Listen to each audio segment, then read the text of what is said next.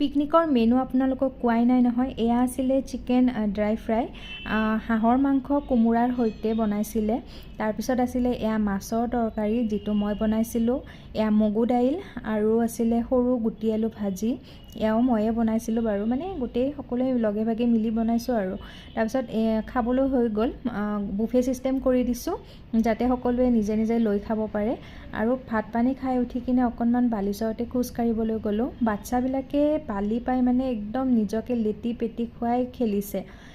সিহঁতক দেখিয়ে ভাল লাগি গ'ল কিবা এটা।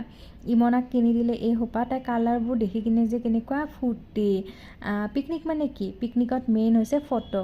ল'ৰাকেইজনে গৈছে বাচন ধুবৰ কাৰণে, আৰু আমি ছোৱালীকেইজনীয়ে ইয়াতে ফটো উঠি আছোঁ, মানে পূৰা একদম চাল দি আছোঁ আৰু।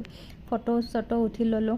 আজি আমাৰ পিকনিকৰ ভিডিঅ'টো ইয়াতে সমাপ্ত কৰিলোঁ। পুনৰ লগ পাম আন এটি ভিডিঅ'ত। আজিলৈ আহিছোঁ, বাই বাই।